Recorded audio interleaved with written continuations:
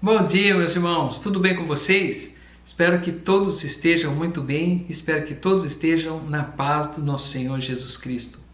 Isso me faz lembrar uma passagem do livro Em Busca de um Sentido, do Dr. Viktor Frankl, já falecido em 1997. Nesse livro ele relata as experiências de quando ele esteve preso, por ser judeu, em um campo de concentração nazista de 1942 até 1945, por ocasião da Segunda Guerra Mundial. Quase no final do livro, já dando um pequeno spoiler do livro, ele encontra uma mulher já bastante debilitada numa cama de enfermaria do campo de concentração, já bem próxima da passagem dessa vida. Ao invés do ressentimento pelo sofrimento que ela passou ali, ela estava no momento em que se sentia agradecida a Deus e em paz. Essa é a paz que Cristo nos dá e não a paz que o mundo nos dá. Independentemente de qualquer situação que estivermos passando, Jesus Cristo nos oferece uma paz que o mundo não dá. E essa paz nos dará forças para encarar situações diversas que a vida nos apresenta. Espero que todos estejam exatamente nessa paz de Cristo, aquela mesma paz daquela mulher que esteve no campo de concentração. Nas mensagens que eu tenho trazido aqui, eu procurei falar da existência de um Deus Altíssimo, da estrutura gigantesca criada por Deus, da entrega do próprio Filho de Deus para a nossa salvação. Eu não me canso de enfatizar que Jesus Cristo hoje é o detentor de todo o poder no céu e na terra. E mais uma vez eu volto ao assunto, de onde viemos e o que estamos fazendo aqui. E nós, o que estamos fazendo aqui na terra? Nesta mensagem usarei como referência os estudos do Dr. Rick Warren, um pastor americano, precisamente informações do livro intitulado Uma Vida com Propósitos. Como eu ia falando, e nós, o que estamos fazendo aqui na Terra? Com certeza, se pegarmos todos os teólogos, pregadores, livros cristãos, a primeira resposta que vem é: fomos feitos para agradar a Deus. Como faríamos isso? Parece bastante complexo, não é mesmo? O que é agradar a Deus? Em gestão de projetos, no meio corporativo, há uma ideia que diz: quando o projeto é complexo, nós o dividimos em pequenos projetos até alcançar o todo. E nessa mensagem vou seguir essa ideia, ok? Como já sabemos que há um Deus no céu, que esse Deus tem sentimentos e esse mesmo Deus já fez demonstrações de que nos ama, cabe a nós retribuí-lo em forma de adoração. Mas o que é adoração? Geralmente as pessoas confundem adoração a Deus com música de louvor a Deus. Louvar a Deus por meio da música também é uma forma de adoração. Mas existem outras formas de adoração que sai um pouco da questão musical e vai até a questão da pessoa em si. Sim, é possível adorar a Deus desde quando levantamos até o momento em que vamos dormir, sem ao menos cantar uma música de louvor.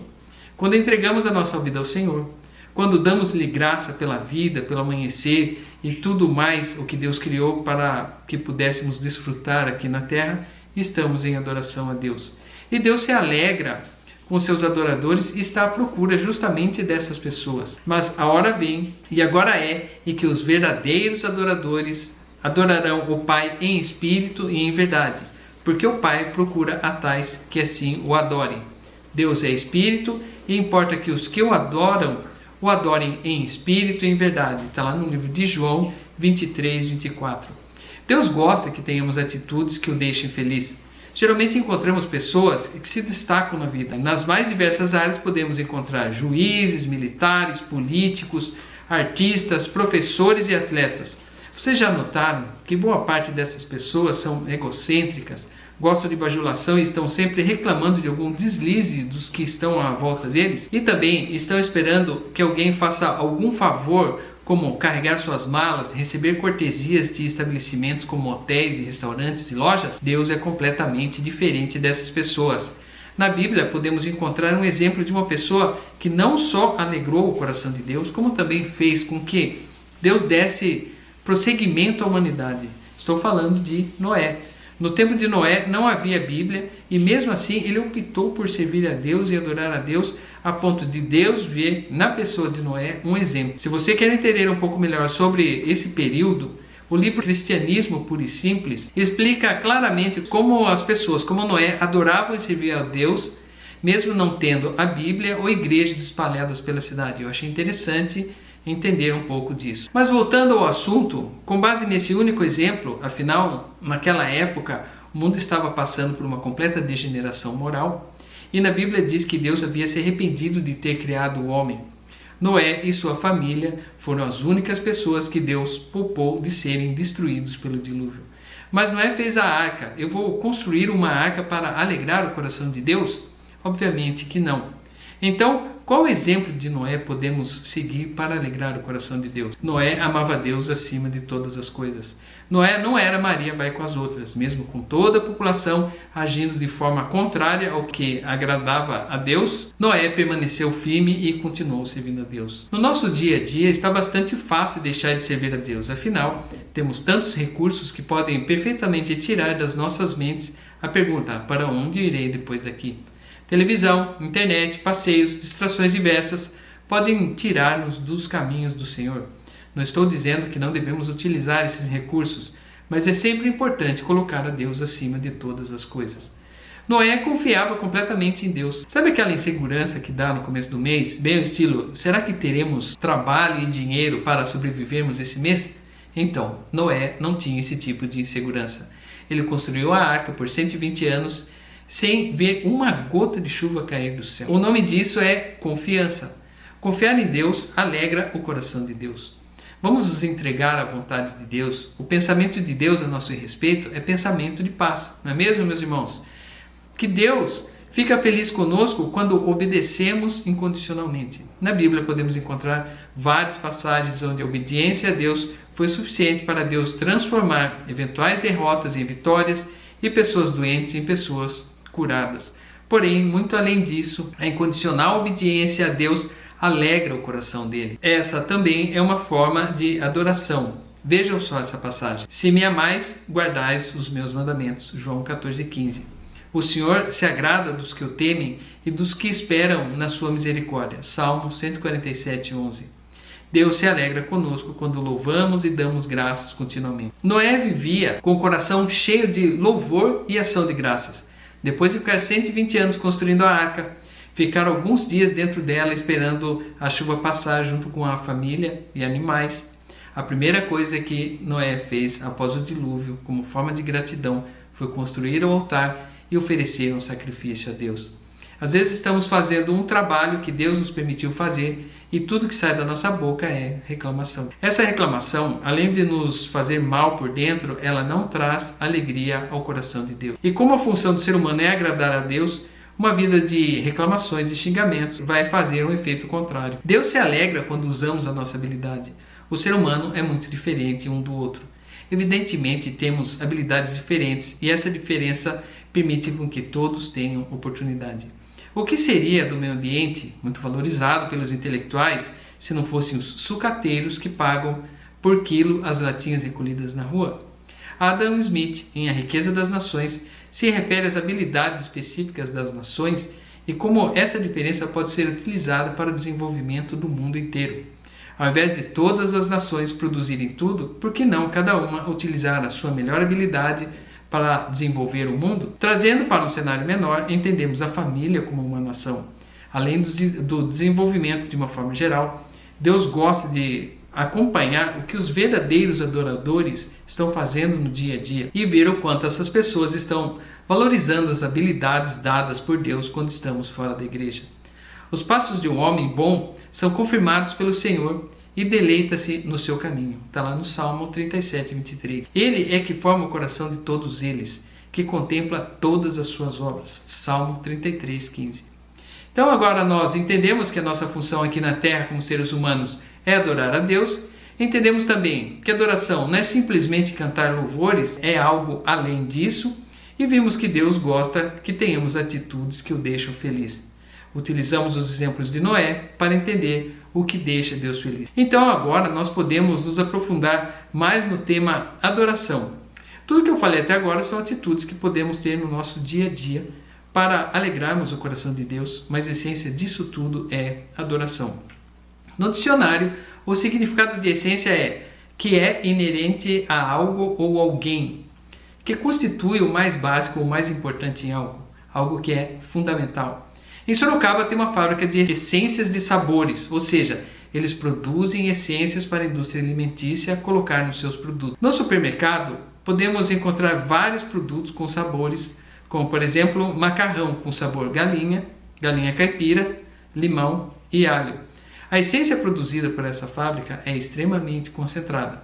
Vamos dizer que para fazer milhões de litros de determinado sabor de refrigerante, soda limonada por exemplo, compra-se alguns litros de essência de limão. Ou seja, um pouco de essência é suficiente para saborizar muitos e muitos litros de refrigerante. Na nossa vida é assim. Se soubermos utilizar a essência da adoração, podemos trabalhar todos os departamentos da nossa vida, desde a saúde até questionamentos existenciais, profissional, relacionamento conjugal e etc. Mas qual é a essência da adoração, afinal? A essência da adoração é a entrega, a rendição. Geralmente essa palavra é utilizada para situações pejorativas, como o ladrão se rendeu à polícia. Também pode ser utilizado como algo negativo, não resistiu e se rendeu no final da batalha. Mas render-se a Deus, fazer uma total entrega dos nossos eus ao Senhor, não é demérito para ninguém, muito pelo contrário. Nós o amamos porque Ele nos amou primeiro, está lá em 1 João 4,19. Paulo, no livro de Romanos, exorta-nos a nos entregarmos completamente ao amor de Deus. Rogo-vos, pois, irmãos, pela compaixão de Deus, que apresenteis os vossos corpos em sacrifício vivo, santo e agradável a Deus, que é o culto racional. Romanos 12:1. Segundo o autor do livro que estou usando como referência, há 3 barreiras que nos impedem de fazermos uma total entrega das nossas vidas a Deus e, consequentemente, a redução da essência de adoração em nosso ser. O medo é um deles. Aqui nós temos uma retroalimentação negativa. Temos medo de nos entregar completamente a Deus, acabamos não conhecendo a Deus completamente e acabamos não nos entregando completamente a Deus. É um ciclo que impede-nos de sermos contempladores de Deus. Deus não é um ser impiedoso e Ele já demonstrou o seu amor a nós, entregando o seu Filho por amor às nossas vidas. Que demonstração maior poderia fazer então? O orgulho. Entenda, quanto mais nos entregamos a Deus, mais nos tornamos humanos. Sim, com o passar do tempo, foram colocando na mente do ser humano que ele tem que procurar o seu Deus interior para que você seja capaz de tudo.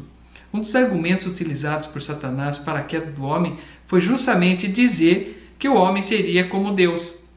Somos seres humanos e não deuses. Para ser um ser humano normal, é importante entender que muitas coisas têm que ser entregues nas mãos de Deus. Isso também não significa que devemos ficar apáticos em nossos cantos, mas devemos ficar atentos para as instruções que Deus nos dá para seguirmos o nosso dia a dia e seguir firme e confiante, assim como Noé o fez ao construir a arca. E a confusão é o último deles. Infelizmente, existe por aí o evangelho das facilidades. Muitos transmitem a mensagem de que Deus é o gênio da lâmpada, ou uma daquelas máquinas que você põe a moeda, escolhe o produto e o produto sai por uma portinha na parte de baixo. Fomos feitos à imagem e semelhança de Deus. Deus nos deu algo que nenhum outro ser vivo tem: a capacidade de raciocínio, de escolher entre o bem e o mal, de contemplação do belo. Todos esses recursos não foram dados para serem desperdiçados, e sim para serem usados para o reino de Deus. Deus sabe perfeitamente até onde vai a nossa capacidade e o momento de agir em nosso favor. Como um pai acompanhando uma criança que está aprendendo a andar de bicicleta, começa com as rodinhas do lado para ajudar, depois levanta as rodinhas, retira as rodinhas, a criança cai, se esfola, mas se a criança cai e quebra o braço, o pai vai correndo socorrer a criança. Deus é assim conosco. Ele vai permitir que nos esfolemos, mas no momento exato Ele vai agir em nosso favor. Sabe aquela alegria que o pai tem ao ver o filho andando de bicicleta, livre? Deus, quando nos vê lá do céu, conduzindo as nossas bicicletas da vida, livres, Ele fica tão honrado e feliz quanto um pai fica feliz ao ver o filho andando de bicicleta. E eu sei muito bem disso. A bênção de render ao Senhor está no fato de que você viverá em paz, aquela paz que mencionei no começo dessa mensagem. Você terá a liberdade para rejeitar as compulsões da vida. O pecado não ditará as regras da sua vida. Você experimentará o poder de Deus na sua vida no enfrentamento de tentações e problemas avassaladores. Creia que Jesus Cristo ajudará você a vencer a todos. Bem, meus irmãos, vou terminando por aqui. Podemos ver nessa mensagem que fomos criados para agradar a Deus. Podemos agradar a Deus fazendo Deus feliz conosco, seguindo o exemplo de Noé. E também entendemos que Deus procura os verdadeiros adoradores. Esses adoradores são aqueles que, além de adorarem cantando louvores, também o adoram rendendo-se completamente a Ele. Por isso podemos adorar a Deus em qualquer momento do nosso dia a dia. Como fazemos para nos render a Deus? Livrando-nos do medo, do orgulho e das confusões provocadas pelos evangelhos de facilidade. Consequentemente, viveremos em paz, livres para rejeitar o pecado e poderemos contar com a ajuda de Deus no enfrentamento dos problemas e tentações. Amém, meus irmãos? Eu vou fazer uma oração. Senhor Jesus, eu quero pedir que Tu abençoes as pessoas que estão assistindo esse culto e os transforme, Senhor, em verdadeiros adoradores, para que essa essência da adoração, Pai, possa contemplar todos os departamentos da vida dessa pessoa e que ela possa entender, ó Pai, que Deus está conosco e que Ele tem condições, ó Pai, de nos mostrar o caminho certo, Senhor, para seguirmos a vida. Te louvamos por tudo, em nome de Jesus. Amém. Que Deus abençoe a todos vocês e eu desejo uma ótima semana.